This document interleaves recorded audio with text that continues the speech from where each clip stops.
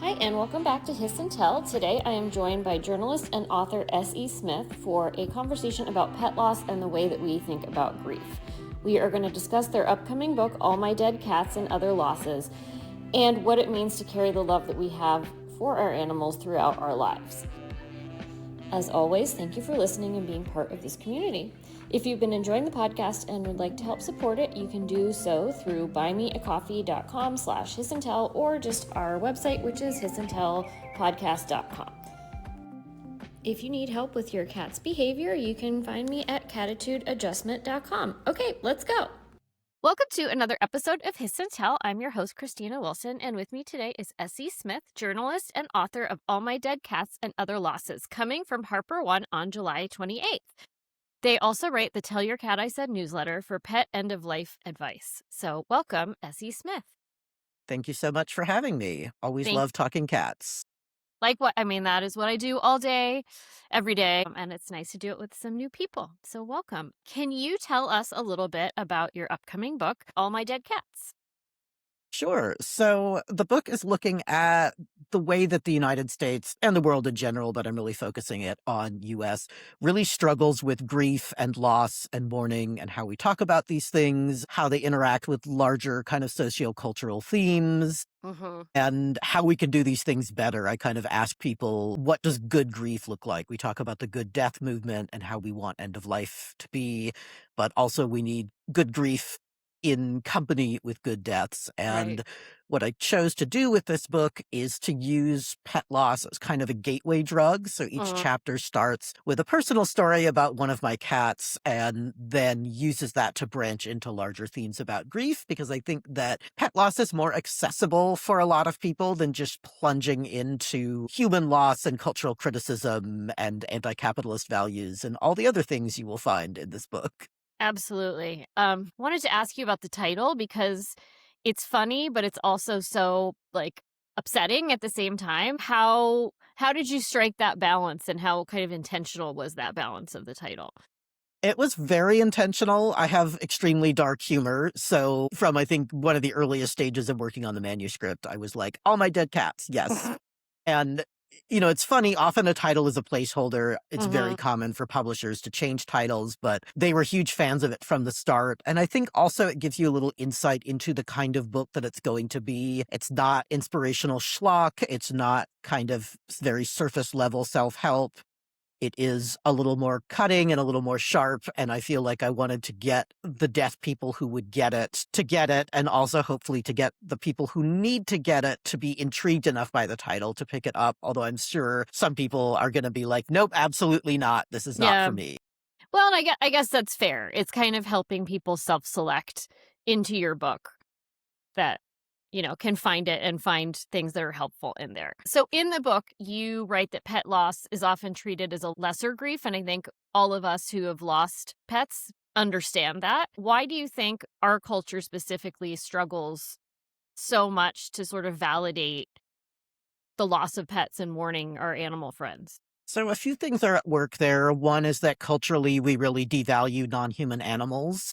So we don't think of animals as having sentience, as having feelings, of having emotional bonds. We eat animals. We use animals as work animals, obviously without consent. A police horse doesn't wake up one day and go, I want to be a police horse. Right. So, and in many states, still, animals are literally considered property. So in animal abuse cases, it's not abuse against the animal. It's like a property crime, which is sickening, right? So culturally, if you think that animals are not valuable or not valuable in the same way that humans are, obviously when they die, people don't think about them in the same way as humans. Another thing about pets is that they're very intimate partners inside the home.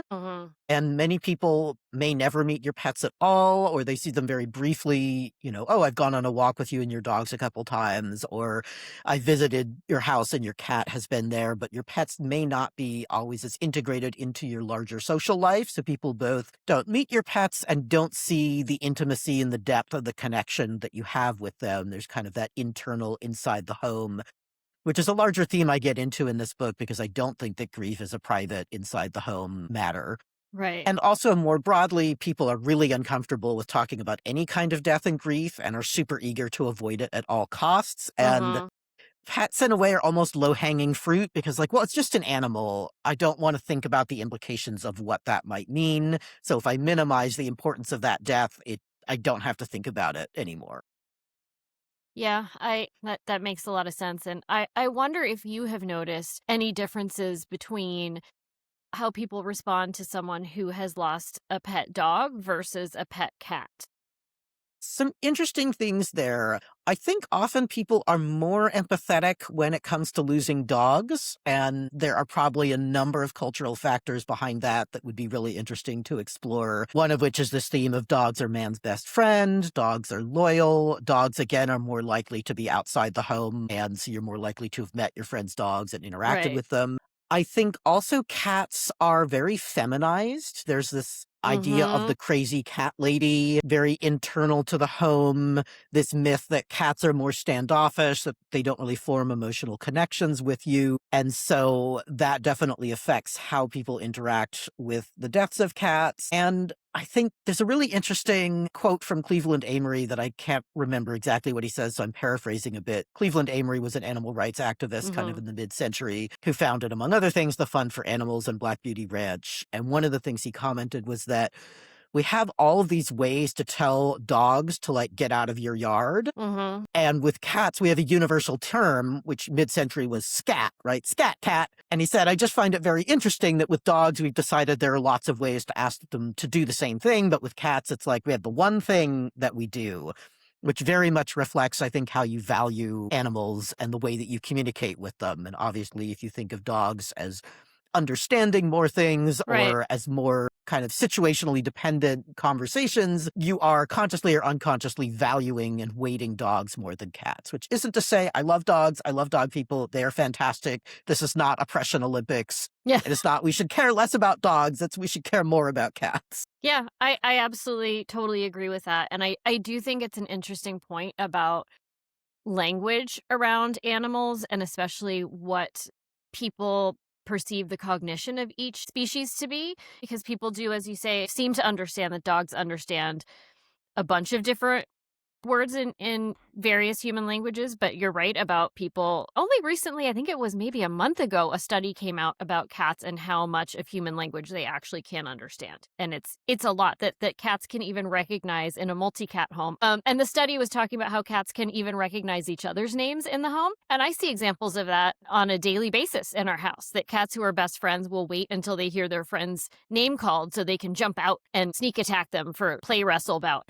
and which is so cute and funny. But I think if people are not even understanding that cat cognition can go as far as to understand a decent amount of language, that does lead to them being viewed sort of as lesser than dogs. What do you hope that people who are actively grieving could take away from reading your book? So for people who are actively grieving, and again, I feel like I need to stress this because some people see the title and go, oh, this is a book about pet loss. It's really Mm-hmm. not. It is a book about all kinds of grief, especially human grief. But the big thing is obviously you're not alone. And also that there are a lot of different kinds of grief responses and they are all valid. Right. It's not, there's no right or wrong way to grieve. There's no timeline for grief. And if you have people around you who are saying you're grieving wrong, or you should do this differently, or why are you still sad about this? Those people are bad and should feel bad. You are the person at the center of the grief. There are lots of ways to process that loss, to think about grief as more of a long-term project that you move through and with, rather than Mm-hmm. something that you need to immediately fix and get over. It's something that you carry for the rest of your life. I carry my ghosts, I carry my dead people with me, and I think people need to understand that. And to find commonality, I think there are some kinds of grief that people are very ashamed of or no one talks about, so they don't realize how common they are. Mm-hmm. Certainly, anticipatory grief is a big one. Yes. And for people who are not grieving, I really hope the biggest thing you take away is the need to have grace and kindness and compassion for the people who are around you who are grieving, to recognize even if you don't approve of or you think the way that they're grieving is weird, that's a you problem. That's Mm-hmm. not something you need to share with the class. To understand that if you're struggling with the way that someone is grieving, you need to talk to someone who's not the grieving person about that. Right. To really recognize that grief is ongoing. It's a collective project. It's not something that's going to end tomorrow or next week.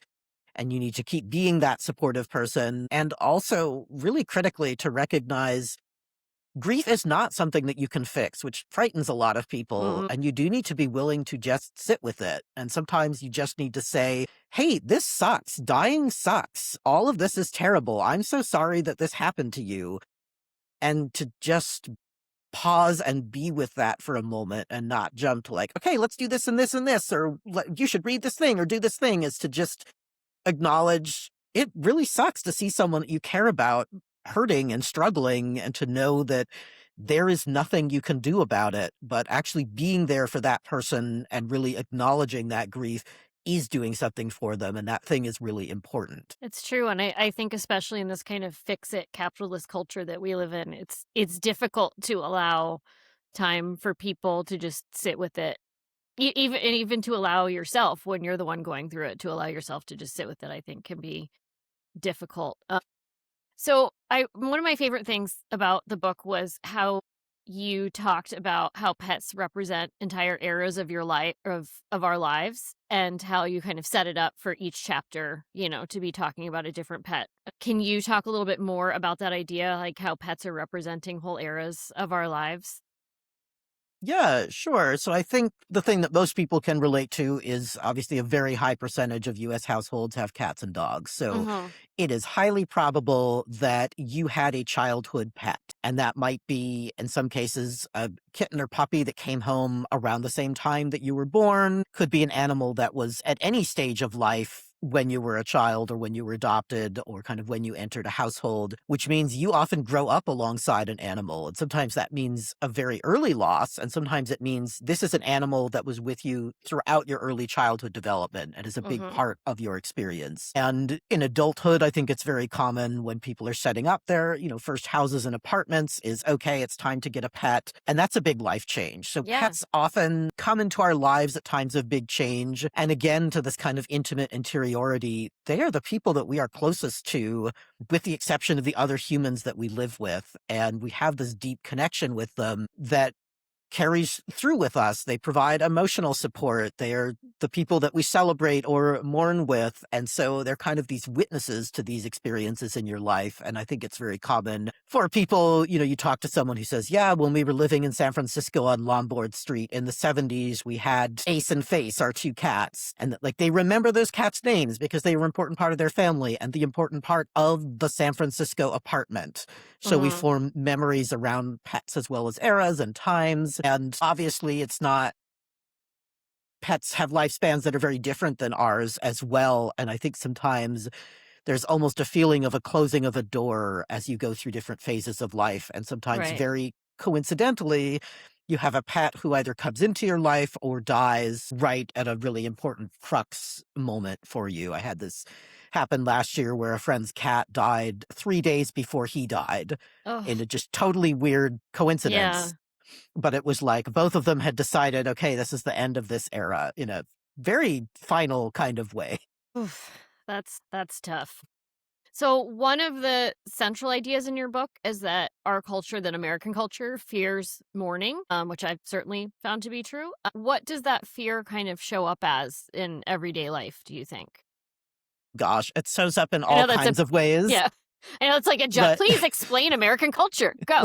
it shows up in people not showing up when you're grieving, in people only showing up for a short period of time and then expecting you to be over it, in the way that people challenge the way that you grieve and mourn. It shows up in things like almost no paid leave policies protect grief and loss. If they do, it is often first degree relatives, so parents or children. Right. So, not your human extended family, let alone your animal extended family. It shows up in the way that we, again, are really uncomfortable with sitting with the fact that death happens and it sucks, and that is just a reality of the world. It shows up in all kinds of policy. It also manifests in the way that we view some kinds of grief as more acceptable than others. The example that I keep coming back to is when a president dies, which is hopefully soon, it's very accepted that, like, you're going to close down a whole city, right? There's going to Yeah. be a motorcade, there's going to be a procession, there's going to be a ceremony at the cathedral. Often there are multiple ceremonies all over the country. There might be a national day of mourning, flags are at half mast. Like, Hmm. it is a whole thing. You have accepted that everything is going to be shut down because this was a big deal. when you have a Black man who's shot by police and people close down a freeway, it's, well, this is really disruptive. What if there's Right. an ambulance? What if someone needs to go to work? This is not the way to protest. Obviously, it's sad that this happened, but you need to find a more appropriate way to protest. And I think that is just a classic example of how much this country struggles with grief and loss and the expressions of grief that make people deeply uncomfortable. You think about when you see someone crying on a subway train, who is the person who moves to the next car and who is the person who sits next to them?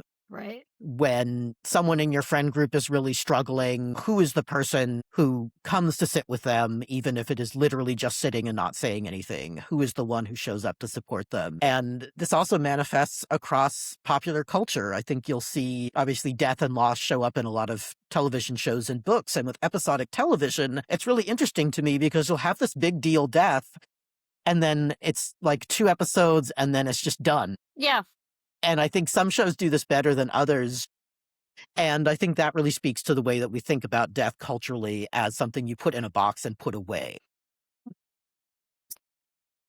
And, I think to the kind of speaking of our how we value and don't value non-human animals, when we get into pet loss specifically, very much long tradition in European culture of viewing animals again as not human, as not conscious, as not having feelings and emotional connections. I mean, people believed that animals did not experience pain. I So know. people were performing I know. vivisection on living conscious know. animals and being like, I don't know why this dog is crying. Like, what's the problem here? Or they would say, oh, it's just it's a neurological response. They're just having a neurological response to a stimulus, but it's not any kind of consciousness that's happening here. It's just a neurological response. Just, woo, people. Yeah. It's just nocioception, right? Very upsetting. So jumping off of that, so you write a lot about grief as being as a collective experience rather than an individual burden. So how could we rebuild communal grieving in this kind of isolated culture that we find ourselves in? Obviously, talking about death and grief more often. Right. These topics tend to only come up in the very short term of, oh, you experienced a loss. We're going to give you your 15 seconds, 15 minutes of fame, right? And then we're going to move on. So integrating it into our daily lives, talking about it, talking about the way that grief is not just about a literal death, that there are lots of other kinds of losses we can experience in life that we should treat as grief. Really making space for different kinds of grief, explicitly understanding that we're humans. Humans are very social animals, and that when you are isolated, grief can become overwhelming and can become really systemic, whereas supporting each other, building community around each other, around people who are mourning, and again, around conversations. Like, I love the death salon movement of, yeah, let's hang out and talk about grief. And obviously, also to build a culture where there is less loss. We've really made a lot of conscious choices to cause death and suffering, and we do not engage and reckon with those things. So we are actively causing grief. And one of the reasons we don't want to talk about that, again, is colonialism, is capitalism, is power and control. Because if you acknowledge, that there's a genocide happening in Gaza, that means that you have to be like, hey, this is wrong, and maybe we should stop doing it. Right. I laugh because otherwise I will cry. I know. But to engage with this kind of right to maim, acceptable bycatch culture, you have to reckon with the fact that we are causing pain, we are causing suffering, we are causing loss. Also to see grief as a growth opportunity. It's not just loss and get over it. It's thinking about how fundamentally loss reshapes you in large ways and small ways, and how this is not about returning to a prior baseline, but growing with and learning things from loss, which means something that is an ongoing conversation and something that we continue to talk about and engage with throughout our lives. And to just uplift more death positivity and more of these conversations, and seeing death and grief better represented in pop culture, in policy, in our day-to-day conversations. Right. So what role do you think capitalism plays in the pressure that I think a lot of us feel to kind of move on quickly after a loss? so many things. In the most immediate and practical sense, you have no value under capitalism to society if you are not working or if you are not as productive as society wants you to be. And grief and loss tend to affect both of those things, sometimes purely from a logistical sense. Like my father died earlier this year, and I spent a week not working because I had to do a lot of immediate death stuff that needed to happen that week. It could not wait. And so I had to tell everyone that I worked with, I'm a freelancer, but I consult with a lot of organizations, like, hey, I'm out this week. Whatever it is you need me to do, it is not happening this week. And capitalism really does not like that, because how are you contributing if you're not working? So we see that reflected in obviously not good paid leave policies and the pressure to work through it or to return to work as quickly as possible. I mean, I know so many people who are like, hey, like I'm at my dad's funeral, but I'll get right back to you later today. And it's like, girl, Yeah. you don't need to do that. Like, I didn't realize when I emailed you, I got your out of office reply. It's fine. So to make more space for people who are grieving, to make more space in the workplace for talking about these things and to acknowledge, hey, someone might have experienced a big loss and they're back to work, but that doesn't mean that they're all good now. It's okay to be like, hey, you know, I heard about your dog. I'm really sorry. That must have been really upsetting for you. To have more than just like, here's a condolence card, right? To have some sort of collective acknowledgement. And obviously that capitalist pressure of get back to work manifests itself also in the get over grief as quickly as possible, because you're making people feel weird and gross and uncomfortable. And this kind of capitalism, imperialism, colonialism affect so many of our cultural values. And as I was saying previously, also capitalism causes so much suffering and grief. This is a machine that we are all trapped in, and the production line keeps moving, right?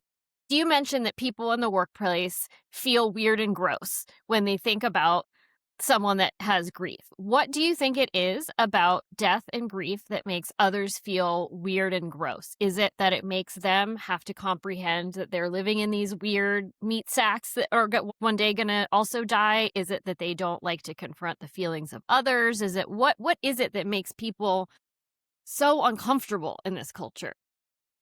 So many things at work there. Yes, obviously your own mortality, especially when it's a human death of like, oh, that is going to happen to me eventually. I think particularly when it's an unexpected or traumatic or, I mean, all deaths are upsetting, right? But, you know, an out of order death, like someone who loses a child, it brings up a lot of feelings, right? And you also start thinking about the mortality of others. Hey, this person's mom died. Like, oh shit, my mom's going to die too. Or I think especially with things like pregnancy loss or young children are very taboo topics, in part because people almost act like it's contagious. Of like, oh, you had a miscarriage at 22 weeks. I'm pregnant.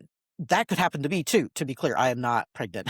Cosplaying as someone who's pregnant, right? But to be like, I don't want to think about this. This is really scary. And it is scary. It is super scary to think about the people and animals in your life that you love dying and not being able to do anything about it. This is really the ultimate non-preventable thing that happens in your life. Also, people really don't like human emotion, particularly very expressive, intense emotion. I think you see that around other feelings, right? Anger, sadness in other contexts, emotions that are very intense make people super uncomfortable. And again, emotions that you don't know what to do with. Like, if someone is angry because Susan from accounting keeps eating their lunch, and this has been going on for 6 months, it's like, okay, there's a fix to this, which is to get Susan from accounting to stop eating your lunch. You're angry. We fixed the problem. Susan has apologized. You're still annoyed that this happened and will have a permanent grudge against Susan, but like, problem solved. People want solvable problems. And when people are presented with something that they think of as a problem that can't be solved, it kind of short circuits them. And also there's this understanding of grief as a problem. Like, what if it's not a problem? The fact that you view it as a problem is an expression of your discomfort that is in turn making you more uncomfortable, because we don't like things that are open-ended. We don't like things that are unclear. And I think also because all of us have cultural values about what normal grief should look like, when we see someone else grieving, they're not going to grieve the way that we grieve.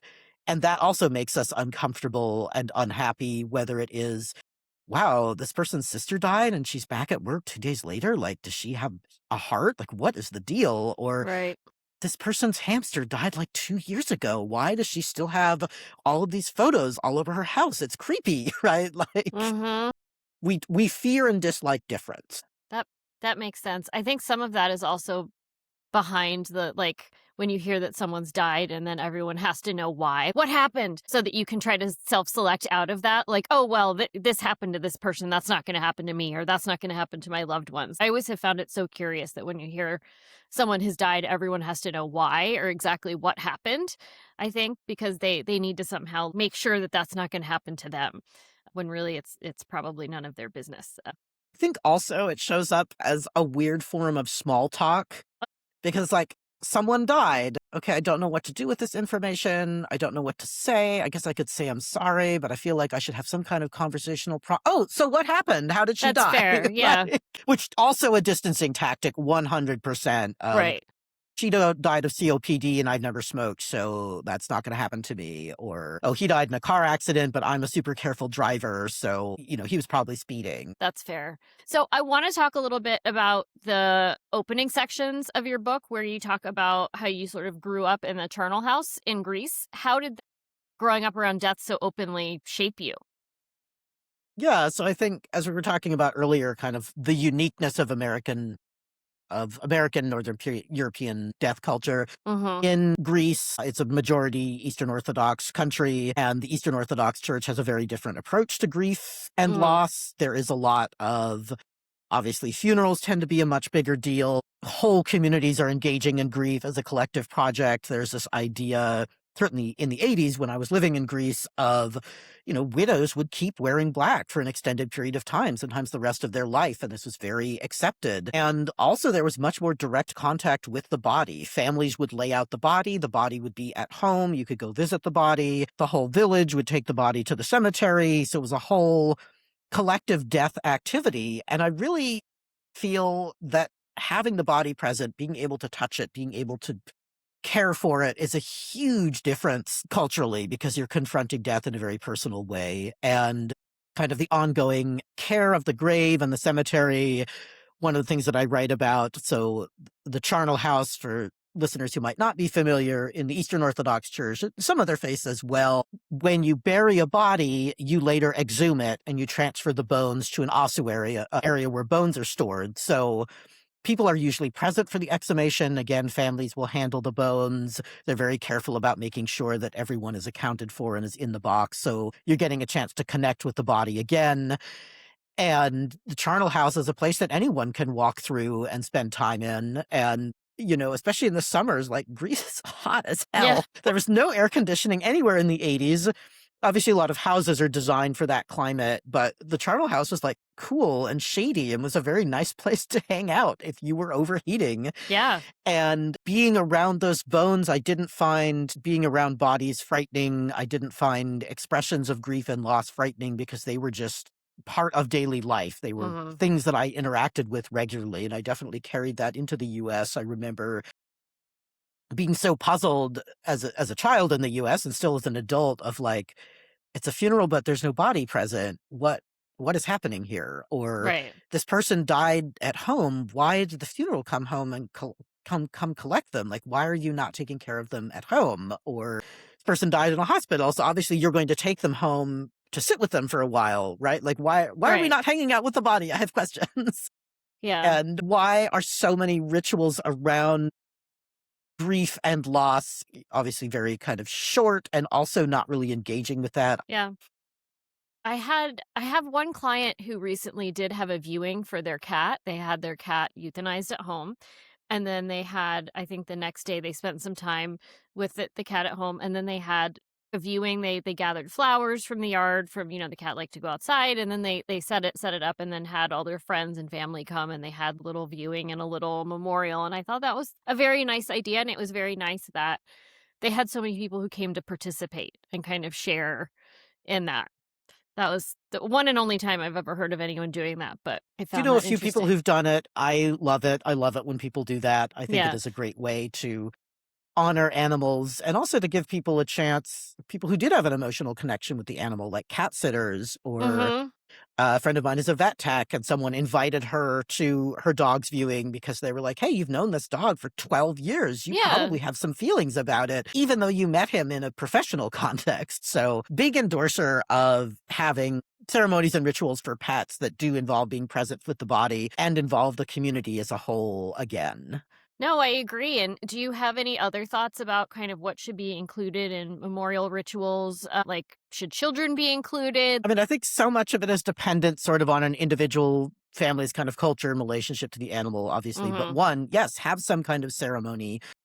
If you are really uncomfortable with bodies, you don't have to have a body present or you don't have to have cremated remains present. I know some people have euthanized their pets and had no interest and were just like, please take the body away. I don't want to think about it, which I think is problematic in its own way and would love to see cultural shift there, but Mm, that's like a whole can of worms that we don't want to open. But yeah, have a conscious moment to mark a death. Spend some time with photos. If the animal is present, have flowers, have photos, have its favorite foods. Let other animals in the household participate so they get to interact with the body as well. Spend time with the body too. It's not like, okay, my cat died, I got to get her in the ground in the next 12 hours. Like, you can keep a body around for longer. You can use dry ice and refrigeration and other techniques if you want to mhm. stay with your animal for a couple of days. I know some people have slept with their dogs and cats for the first night or first 2 nights. And to, yeah, welcome the community, welcome involvement, have an altar. And in terms of kids, 100%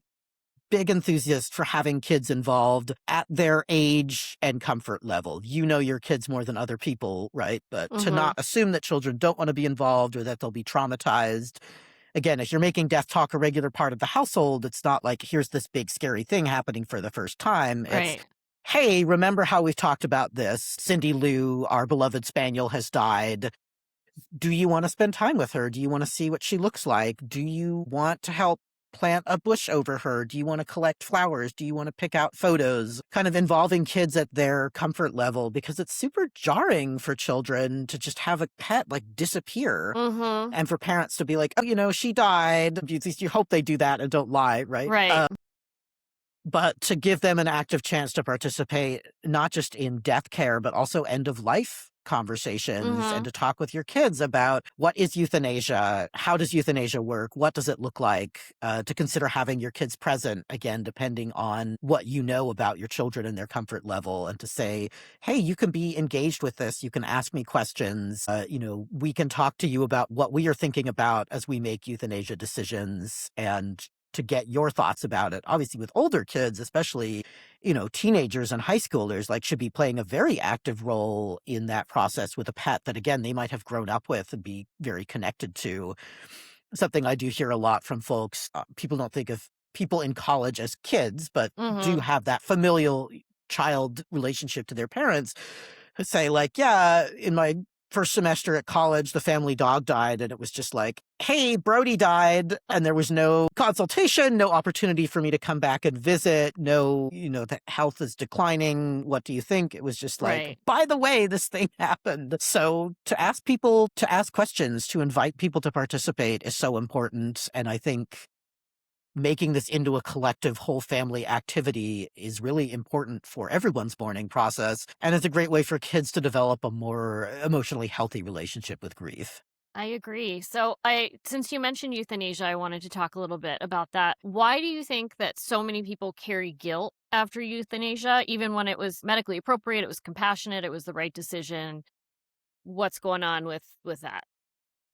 Obviously, many things at work here. Probably the first one is that it's a very final decision. Mhm. Like, it is literally a life and death choice, and that makes it very, very permanent, and making permanent choices is scary. So I think you probably see this in your own practice as well, that the number one regret I see from pet guardians is we waited too long. We should have Absolutely. euthanized earlier. Mhm. And that is a particular species of guilt that I think we should be interrogating more closely, because people are reluctant to make that decision. Again, it's final. Like, well, she might have a couple more good days, or, she really rallied yesterday. I think she's going to Yeah. be okay. I see so many people just get into this bizarre wishful thinking of like, bro, your cat is dying of kidney failure. Yeah.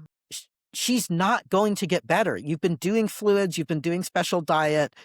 Like, this is an inevitable trajectory here. So there's some, I think, kind of selfishness around keeping animals alive sort of longer than they should have, around the finality of this choice, around feeling like you're making a big decision for someone else. Hmm. And I think there's also this myth of the good death, right? Everybody dies naturally, and dying naturally is you go to sleep in your cat bed and Oof. you just don't wake up again. Yeah, no. And having both in my own life, in my work with animal shelters and at veterinary clinics, I have seen a lot of natural deaths, and almost none of them were like that. They're Most of not them nice. are Yeah. traumatic and upsetting and horrendous because the body will keep going Mm-hmm. even under incredible pressure. And it's like, I see people with these pets who are suffering, and I just like grab them and shake them of like, do this final kind thing for your pet. We Yeah. have this opportunity to treat euthanasia not as giving up or as a failure, but this is part of the full spectrum and the continuum of care for an animal. And yeah, I think that I think you hit the nail on the head with, I think a lot of people view it as a failure. And then I think there's just a lack of education around, especially what the end stages of life are, especially for cats, because as most cat people know, cats are so good at hiding pain, at hiding discomfort. I know what I've heard from a lot of veterinary professionals is that it's always better too soon than too late.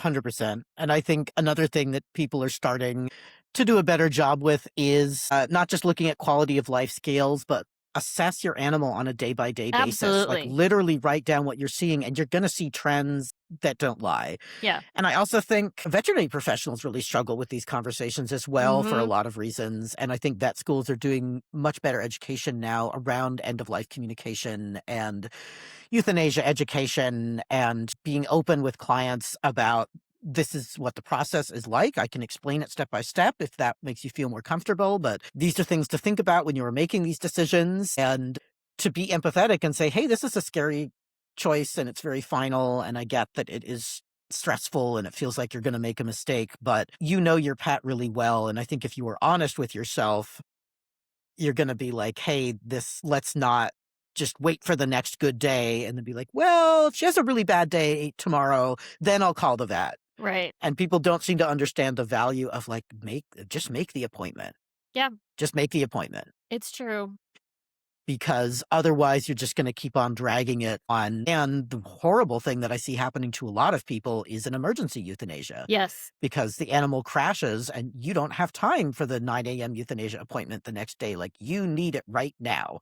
And that is a horrible experience to It have. is. I think one thing that it depends certainly on your animal's health. And when you have an animal or a pet that you know has a terminal diagnosis, like we did with Steve, who had SCC, which is an oral cancer that's very fast moving. And we were able to sort of make a plan, if we see this, then this. If we see this, then this. How do we want him to have the best death that he can and the best life that he can? So we were able to, when we found out his diagnosis, make this plan, have him assessed by a hospice facility, have everything kind of go according to a plan, so that when we were so emotional in our heads, we didn't end up doing that kind of like, oh, but this and oh, but that. We could just look at the plan and say, nope, according to the plan, this has happened. So now we're moving here. And I think if you have an animal who has a diagnosis like that, it can be very helpful to have a plan written out for, how would you like this to go? How do you think your pet would like this to go?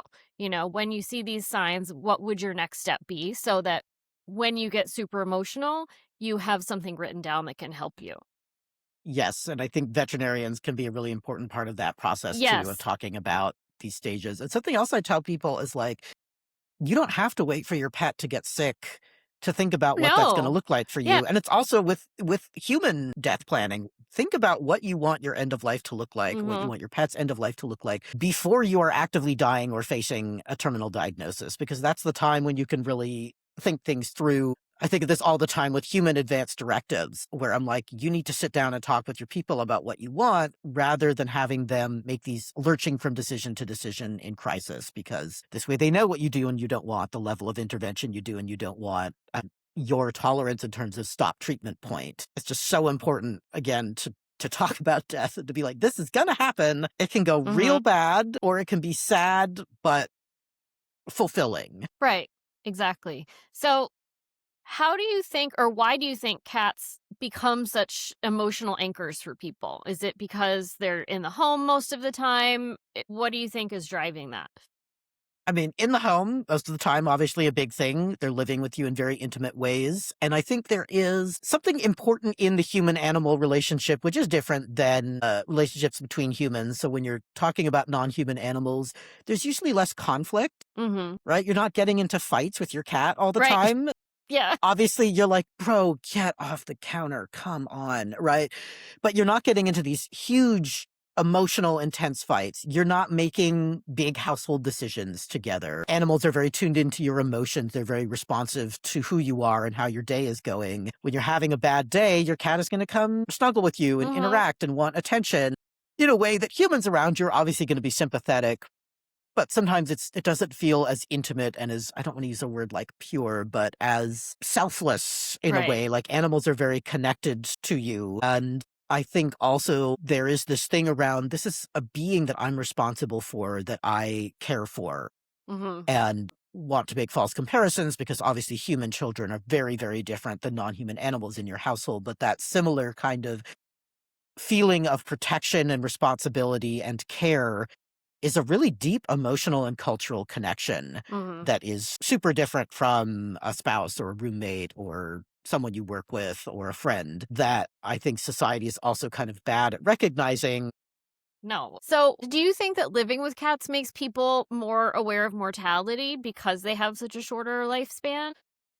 I mean, it's an interesting question, and I'm not sure I have a firm answer on it. I think living with animals in general has Right. that effect on us because most animals have shorter lifespans than we have, and so we are caring and living with these creatures that pass in and out of our life more quickly than the humans around us do. So certainly a mortality reminder, but I think also people really dodge feelings of mortality as well. So there's Mm, probably a side of, well, we expect cats to have shorter lifespans. So it's not surprising that Sadie died at age 15 because she's a cat. right. So I expect that to happen. I, human, am going to die at 85. My friends are going to die at 85. We're going to be sitting on our porches at 75, waving our canes at those kids on the lawn, right? So you're both more aware because you see more death and almost less aware because it's like, well, that happens to animals, not to people. That's fair. You wrote in the book that people often reach out to strangers because they feel like they don't have anywhere else to take their grief. What does that kind of say about how we function in society right now? I mean, I think it speaks to our really intense desire to avoid grief and loss and these uncomfortable topics. So I Right. think this comes up for me anytime I do any reporting on pet loss. Certainly, as Mhm. this book is entering conversations, and I'm sure after release, I just get deluged in emails Yeah. from people who are so desperate for someone to just listen to them. Mhm. Sometimes it is literally, I know you're not going to respond, but, or Right. don't feel like you have to say anything, but people just want to tell that story and feel like someone is interacting with it. And there are kind of a lot of separate conversations to have about parasociality and putting that emotional weight on someone you don't know. Yes. But with pet loss, there is very much I feel like I can't talk to anyone, especially with people who have losses that are several years past, saying people are fed up with listening to me. And I still feel like I have not had a chance to really fully process this. And so, and I'm sure you get this as well when you do episodes about grief and loss, you get responses of, let me tell you about this, let me tell you Mhm. about that, let me tell you about this behavioral euthanasia that I'm still agonizing over. And it is just very much, you're scared to talk about death because you've had so many negative reactions. Right. Do you think that social media has changed the landscape for people to be able to express their grief and talk about their pet loss? Like, where do you think social media kind of lands in this conversation? Definitely, and I would say in lots of different ways that I find extremely interesting, because I notice some people who are involved in end of life with both humans and animals are more likely to talk about it on social media. So you get Mhm. little bits and pieces, and it kind of starts to normalize some of those conversations. As we were talking about earlier with Steve, like when your animal is well known on the internet and your animal is sick, it feels really weird to not say anything. So you want to Right. share something, but then sometimes you get into people are a little parasocial and weird about it, right? But Yes, yes, they can get very weird. On largely people, in my experience anyway, sorry to interrupt you. Largely people were very supportive. There was, I'd say, like 5% of people who were absolutely batshit crazy and would be like, "Oh, you need to try this herbal supplement to cure cancer," and like, "You're crazy and you're torturing your cat and you should just shoot your cat." Like, people would just say absolutely insane, pocket yeah, stuff. Yeah. just really crazy and then especially when he actually died, it got really, really crazy. But for the most part, the community was wonderful.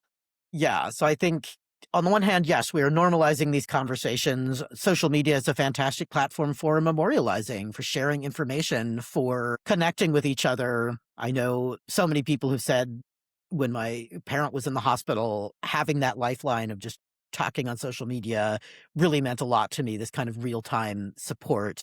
Mhm. I think also, though, we get into some really interesting stuff around parasociality, into almost losing control of the mourning process. As you know, you have people making weird judgmental comments Mhm. or these really kind of like dramatic, over the top responses of Yeah. like, oh, I loved seeing her on my feed and I'm just so devastated. She was my favorite cat. She was so wonderful. And it's like, you never even met this cat. Like, I'm glad that you enjoyed seeing her on your feed and had a connection with her, but like, this is a little wild. It's like when a human celebrity dies and people like get really intense in Yes. it and have trouble separating, like, this is a person who people were emotionally connected to and lived an interior life. It's not just a public figure. It does.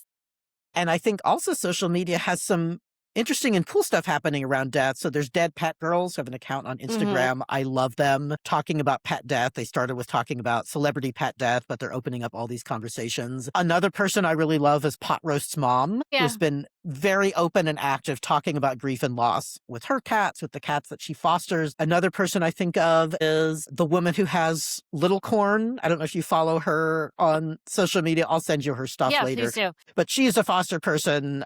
So Little Corn is a cat with kind of dwarfism and some Mm. congenital stuff going on that was initially a foster that she then adopted. And one of the things she specializes in is hospice. And so she's Mm. like, I am Yeah. deliberately fostering cats that I know are going to die, and I'm That's so talking about end nice. of life. Yeah. Yes.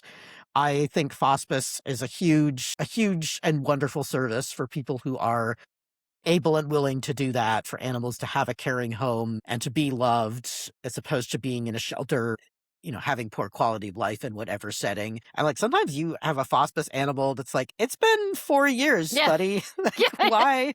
I'm happy for you, but like, this is not what I was expecting. Yeah. So I do think social media has made some of this more public and has get people thinking and talking more about loss, and also educating people. I think a lot of people didn't even know that hospice was an option, Right. right? And think, oh, maybe this is for me. And so that is a really kind of lovely blessing side of social media. But a I blessing and a curse, as in all things. of of course. I totally agree. It would be amazing if more people got into that work. Are there rituals or practices that kind of help you stay connected to the animals that you've lost? Yeah, so I think, like a lot of people, I do keep an altar in my house. I have Mhm. photographs. I keep cremated remains there. I also keep, favorite toys. I keep flowers on it. I kind of have a rotation of objects that meant something to those various animals. Depending on which cats are living at any given time, I will have something like Churu or Treats. Tricycle cannot control himself. I would have to have like a lockbox. So there are currently no Churu on the altar. We have to have ours in a lockbox. To make sure to actually consciously spend time with it. So it's not just a background thing in my living room, but something that I visit regularly. It's one reason I switch things up a lot, because it gives Mhm. me a chance to, rotate the pictures, to visually change it, but also to reflect on the animals there. And I also am not wearing any right now. I should put some on before our call, but I do wear reliquary jewelry with remains. I've cremated remains, hair. One of my cats, Layla, they did not do the greatest job with the cremulator, so a couple of whole bones survived cremation. So I have jewelry with those that I wear Cool.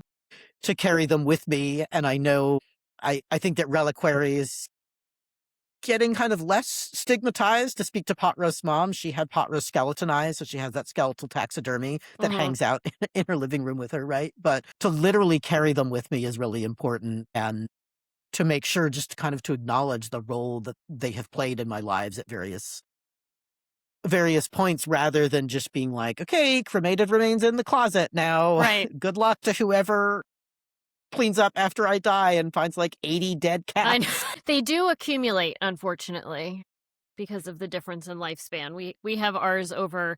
We have like a shelf above our bed, and we have ours there with all their little mementos and portraits, and this sort of the same as what you were saying. And I also have reliquary jewelry with cremains in them. So got lots of them, lots of dead cats on my fingers.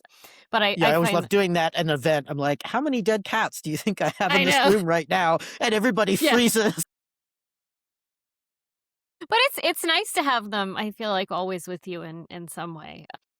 I think the big thing is just like talk about grief and loss and death more. Don't make it this scary thing that you only talk about when it's happening. Like that's traumatic for you and for everyone. And to stop thinking about it as an interior personal thing and to start Mhm. understanding grief and loss as a larger cultural phenomenon that we carry with us, that we bring throughout our lives, that we bring to the ways that we show up for people or don't show up for people. And that is also just so important to ask ourselves, not just how can we talk about grief and loss in daily life, but what are ways that we can make these experiences easier, and how can we prevent these things? How do we prevent suffering? How do we confront the fact that some lives are valued more than others under capitalism? Mhm. What do we view as acceptable bycatch or acceptable for the cause? Why do we think that way?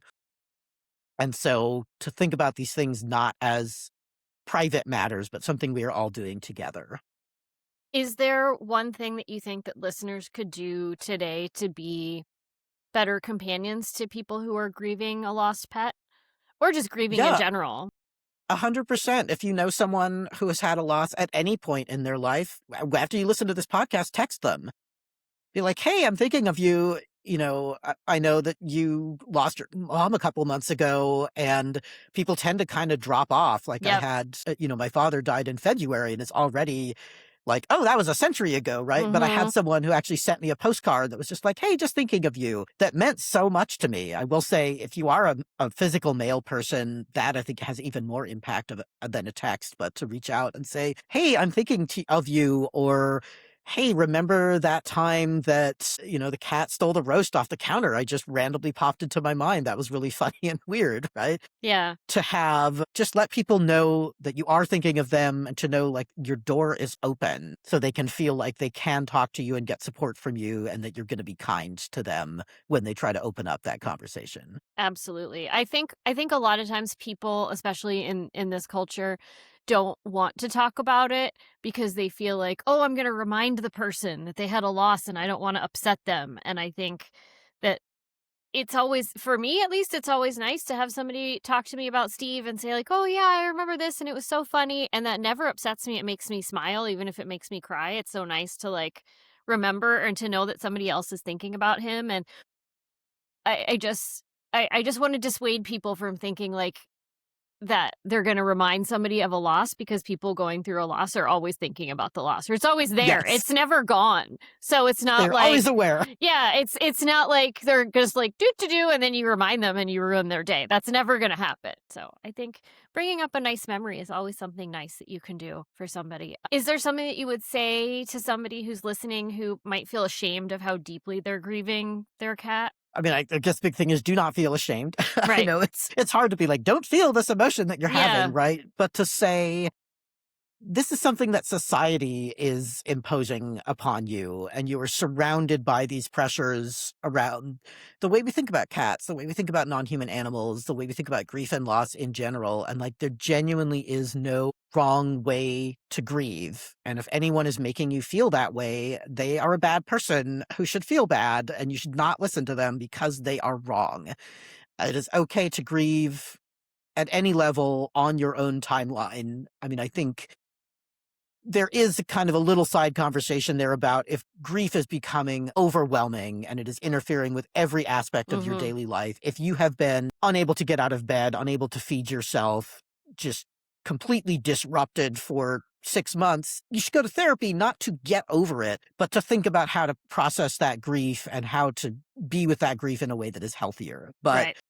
If you're mourning an animal deeply, that's because you deeply cared for them and they had a big role in your life. And it means a lot to continue caring for them in that way after death and carrying that legacy with you. And I would say conversely, too, if you have a listener who is like, my cat died and I didn't really feel affected at all, like, that's okay, too.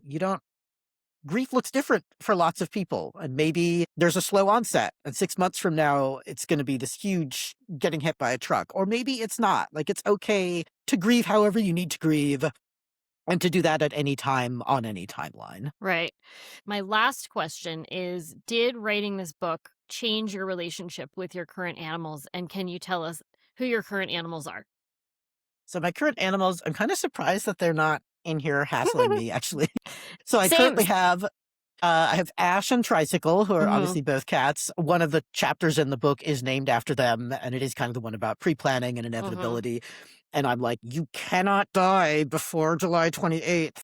Cannot. Please don't. So Tricycle he's just about to turn 2, and he actually was brought into the animal shelter that I kind of support with operations. Mhm. We think he was probably stepped on accidentally. I don't think he was a cruelty case, but he came in with just a completely shattered rear leg that Dr. Claire had to amputate. And a story that I'm familiar to many is I took him home because he needed to be monitored overnight, and then he just never went back to the shelter. And Ash is actually one of my fire cats. In 2017 was a really bad wildfire year here in Northern California, and Animal Care and Control, which is an open admission shelter, was being flooded with strays that were being brought in with evacuee pets. And the thing about open admission shelters that people really are uncomfortable with, talk about a whole separate conversation, Yes. is that they have to take every animal. They cannot turn animals away. Right. And so they were really doing their best. They had crates in the halls. They were reaching out to foster networks, et cetera, but they were like, hey, animals here where the stray hold is expired, like, we're going to have to make some choices we don't want to make here. So I went over the hill to animal control and I said, give me like your longest stay residents or the cats that you're most concerned about getting adopted, which ended up being Ash and Ember. Which I have to say, if you are a person who is thinking about adopting, please go to an open admission shelter. Please, please, please. They are such an important part of the animal care ecosystem. The work that they do is so critical. Don't be like, well, I could never adopt from a kill shelter. It's like, they don't like that part of their job at all. So please make it so that they don't have to do it. So can you tell us how people can find you, how people can find your book, how people can sign up for your newsletter? Yes. So you can find me at Blue Sky. My handle there is semith.lol. Yes, I have a large collection of novelty domains. I can't stop myself. You can find my newsletter and information about the book at, get ready for it, allmydeadcats.com. Amazing. And my website where you can find more about my kind of larger journalism work, other books that I have been in, other fun Easter eggs, is realsesmith.com. Real as in the genuine article, REAL, Right. semith.com. And you can also find information on all of those places about how to contact me, including my P.O. box if you want to send me a postcard. Amazing. And when does the book come out again? It comes out on July 28th at all of the places where fine books are sold and possibly places where disreputable books are sold. Ooh, I'd be very interested in those places. Likewise. Yeah, I like a disreputable book. Well, thank you so much for coming on the podcast. This has been such an interesting conversation. I feel like we could extract this or make this into like 57 more episodes about various different topics, but I'll settle for this one right now. And I really hope that everyone listening goes and purchases a copy of the book of All My Dead Cats and Other Losses and subscribes to the newsletter, which is called Tell Your Cat I Said. And thank you so much for chatting with me. I really appreciate it. Yeah, it was truly a pleasure. Thanks so much for listening to the show. If you're looking for one-on-one support with behavior issues like litter box problems, aggression, anxiety, or multi-cat dynamics, you can find me through my behavior consulting business, Catitude Adjustment, at catitude-adjustment.com. If you like the episode, please consider leaving a rating or review. It really helps us grow. For more episodes, show notes, and resources, head to hissandtellpodcast.com. Huge thanks to Cat Beats for the music, and I'll see you next time.